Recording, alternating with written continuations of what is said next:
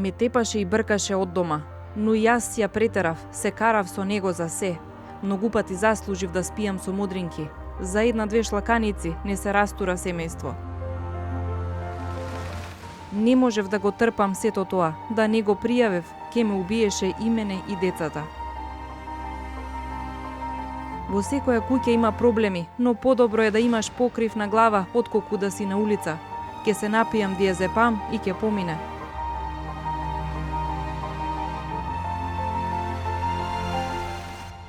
Ова се само дел од сведочењата на жртви на семејно и родово насилство. Некои свесни за тортурата кои ја трпат пријавиле, некои поради недоверба во системот кој не им пружа заштита, се откажале од гонење на насилникот. Исказите се дадени во Здруженијето Иницијатива за правата на жените ромки. Жените велат отаму. Многу тешко се охрабруваат да го пријават насилството во институциите, најчесто поради страф од сторителот, срам од семејството, чувство на вина и ниска самодоверба, но и недоверба во системот. Но премолчувањето завршува со застрашувачка црна статистика. Ја удирал со клоци и тупаници, ја држал со сила затворена својата поранешна партнерка, која за да се спаси си ги исекла вените. И адвокатите на семејството Пешеви побараа доживотна казна затвор за сторителот, бидејќи, како што посочија, убиството го извршил при семејно насилство, односно фемицид. Минатата година беше заокружена со 5 убиства на жени поради семејно и родово насилство, а над 1000 жени биле физички и психички малтретирани. Црната бројка со случаи на фемициди беше иста и во 2023 година. Оваа година заклучно месец мај пак имаме 2 случаи на фемициди. Статистиката црна, но реалноста уште поцрна. Направивме едно истражување каде што имавме 200 учеснички на тоа истражување. Тоа го направивме преку 12 фокус групи и од најразлични општини, буквално со најразличен социоекономски статус.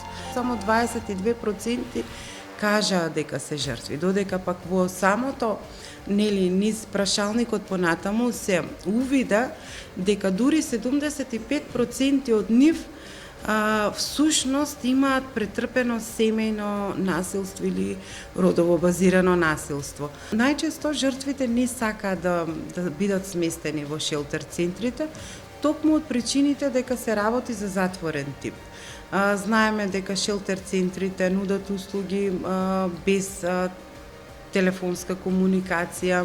Буквално во тој момент кога се сместени таму или во делот на ресоциализација, не достига вистинската компонента на ресоциализација, односно се губи секаков вид на комуникација со надворешниот свет.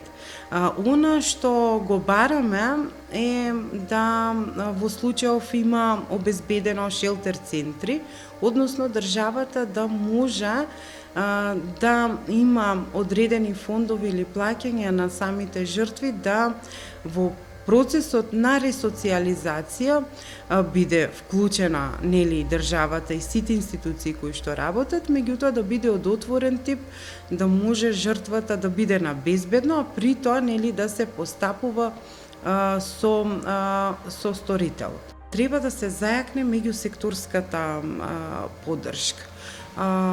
Секогаш, за жал, кога ни се случуваат одредени несакани случувања, за жал кои што завршуваат и со фемициди, тогаш дополнително се реагира и веднаш се носат брзи одлуки. Секако за поздравување се сите одлуки, меѓутоа на временото постапување на самите институции од моментот кога се пријавува насилството во институциите и веднаш излегувањето на терен на самите институции е од огромно значење веднаш да се помогне при спречување на фемицидите и семејното насилство.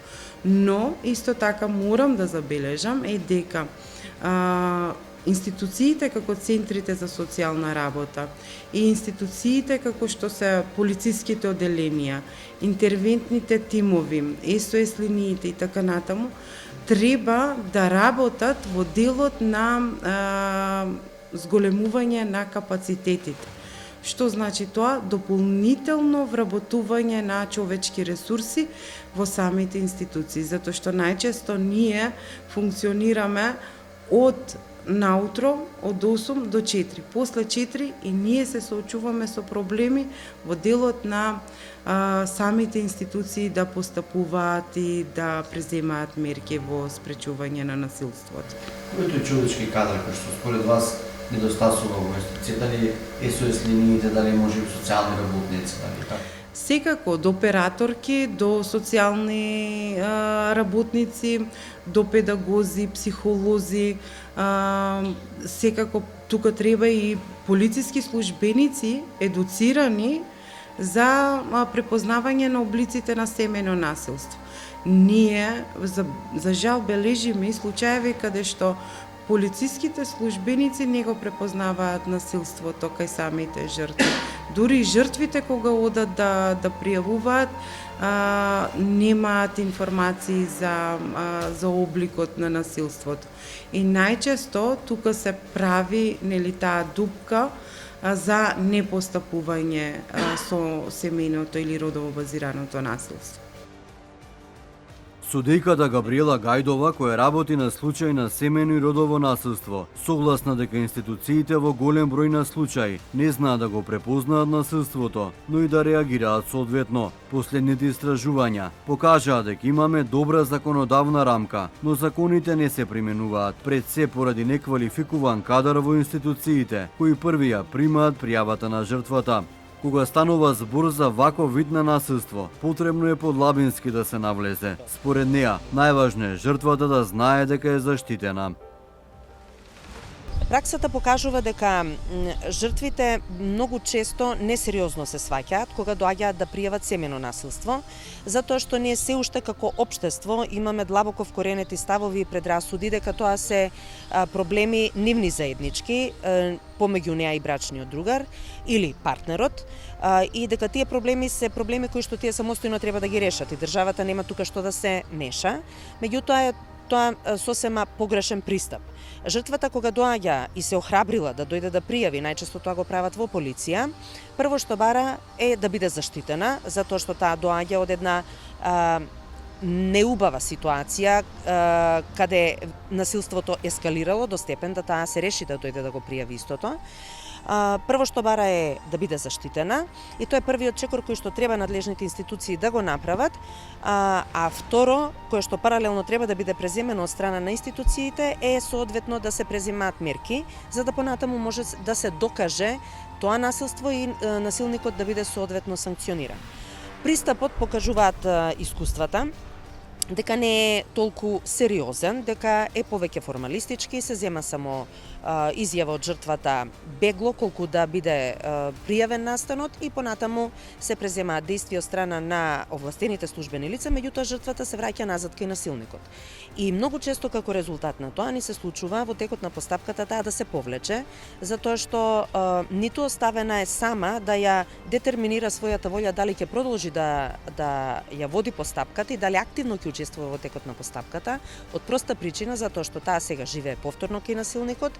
Низината таква реакција на претходното насилство не ретко доведува до повторување на насилството, а се работи за жртви кои што се зависни од насилникот од секој аспект. Било да е тоа економски, социјален, таа нема каде да оди, нема каде да живее, нема каде да ги однесе децата доколку се работи за фамилиарни семејни луѓе, понатаму наидува на осуда од страна на општеството, на стигма од страна на општеството, така што мислам дека најголемиот проблем е во несоодветната реакција на институциите на системот кога жртвата ќе дојде да го пријави насилството. Рековте формалистички само нели запишуваат и што треба да се преземе да не биде тоа формалистички? Какви мерки треба да преземат институциите освен да го заведат во некој си тефтер таму?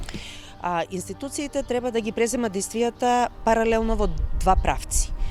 Прво што треба да се направи треба да се обезбеди заштита на жртвата во смисла да се поведе постапка за изрекување на привремени мерки за заштита кои што нашите закони овозможуваат да бидат изречени од страна на граѓанските судови. Една од тие мерки е да се отстрани сторителот од домот без оглед дали е тој собственик на домот. Исто така една од мерките е да се забрани негово приближување и тоа може да биде направено и во пракса се прави, меѓутоа проблемот е во понатаму спроведувањето реално на тие мерки. Она што треба да биде преземено од страна на надлежните сектори за внатрешни работи, затоа што тие во принцип водат сметка за извршувањето на тие мерки, е да се изнајде начин како да се спречи прекршувањето на мерките. Значи тоа не би значило само еднаш или два пати во 24 часа да се посети жртвата, можеби тоа би значило почесто присуство на овластени службени лица во домот на жртвата. Едно од решенијата е и жртвата да се отстрани од заедничкиот дом, да биде сместена во оние заштитени куќи или шелтер центри, меѓутоа и нив на број ги немаме во многу во нашата држава, но и тоа е едно од решенијата. И секако тука и центрите за социјална работа треба да одиграат голема улога во смисла да жртвата не биде одвоена од нејзините деца, затоа што и Европскиот суд за човекови права, праксата на судот покажува дека секогаш кога треба да се одлучи дали децата ќе одат кај насилникот или кај жртвата, судот треба да се раководи од фактот дека од едната страна имаме родител кој што е насилник и тоа не смее да се пренебегне. Значи првиот чекор кој што треба да биде направен е жртвата да се заштити и насилникот да се отстрани од домот.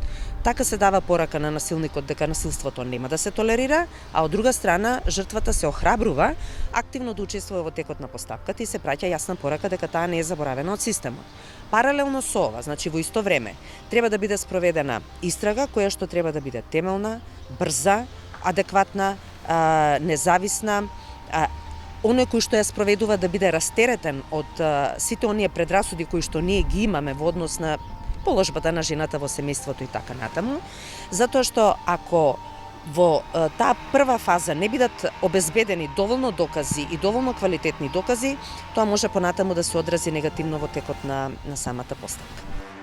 Полицијата речиси секоја година бележи над 1000 кривични дела поврзани со ваков вид на насилство. Во просек речиси секој втори месец, како последица на семејно и родово насилство, фатално завршува по една жена. Бројот на кривични дела голем, но пријавите за насилниците се и до 4 пати поголеми. За изминативе 2 години биле пријавени над 10.000 насилници. Од Министерството за внатрешни работи тврдат дека полицијата постапува по секоја пријава за родово насилство врз жена, но и за семејно насилство. По извршената проценка на ризик, полициските службеници најдосна за 12 часа изготвуваат извештај за извршена интервенција по пријава. Во случај кога е проценето дека постои ризик за сериозна опасност по животот и физичкиот и психичкиот интегритет на жртвата и членовите од незиното семејство или ризик од повторување на насилството, полицискиот службеник од надлежната организацијска единица за криминалистички работи веднаш, а најдоцна 12 часа по изготвување на проценката на ризик и полицискиот извештај, до надлежниот суд доставува предлог за изрекување итна мерка за заштита, отстранување на сторителот од домот и забрана за приближување до домот без согласност на жртвата. Доколку жртвата го напуштила домот, а има потреба да се врати во домот за да си ги земе личните работи, полициските службеници се должни да ја обезбедат придружба до нејзиниот дом со цел да ја гарантираат безбедноста. Превенцијата е едно од клучните надлежности на институциите кога станува збор за овој вид на насилство. Превенцијата е клучна за да се сопре насилството врз жената, која за жал завршува и со голем број на фемициди. Но полицијата не е само единствената алка во заштита на жртвата. Центрите за социјални работи, брзата и ефикасна истрага, но и граѓанскиот сектор играат голема улога во превенирање на физичкото и психичкото насилство. Превентивата е најдобар лек за намалување на црната статистика за семејното и родовото базирано насилство. Невладините организации користат и промотивен символичен материјал со цел да се намали, односно да се ублажи семејното и родово базирано насилство во Македонија. Новаа чоколада пишува една коцка чоколадо не го намалува претрпениот стрес од навредувањето. Се мисли на психичкото насилство. Нова пудра пак пишува ниту една капка пудра не може да ги скрие модринките. Препознај и пријави го физичкото насилство. Но дали ваквиот вид на насилство останува само во кругот на семејството? Родовото и семејното насилство е грижа за целото општество. Од истото се префрла во сите слоеви на општеството, вели психологот Давид Асевски. Насилството во кругот на семејството раѓа ново насилство на улица, на училиште. Кога имаме ние систем организиран со насилство, во тој систем ние имаме деца кои што се сведоци на насилството. Тие деца учат образци на насилно однесување кое што после го практикуваат во нивната средина, тоа се училиштата. И во приватна пракса, јас исто така кога работам, имаме застрашувачки случаи на булинг во изминативе години од семејство. Буквално се тоа страшни сцени на тепање на училишта со боксирачи, на малтретирање на деца во вециња, на закани кои што исто така и уцени се случуваат и мораме ние како систем, како возрастни луѓе исто така да реагираме, заради тоа што она што најчесто го слушаме е младината дека била одговорна. Не е младината одговорна, наша одговорност е ние да ги научиме на поинакво однесување.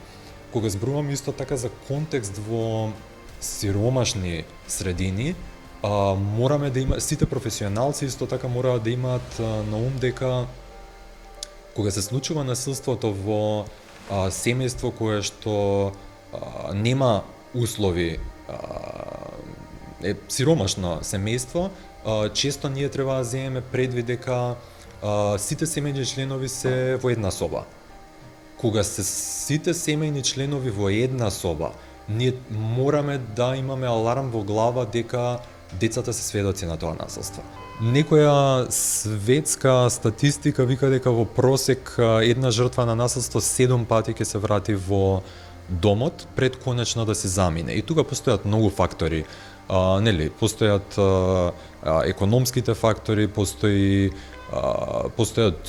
исто она познато. Знаете, ова се вкоренети исто така реченици кои што ние ги слушаме, дека ако се замине ќе го распадне семејството, каква мајка е ако ги остави децата. И ова се сите пораки кои што негде подсвесно кога жртвата сака да пријави, неа и се вртат низ глава и ја демотивираат да продолжи со процесот на пријавување.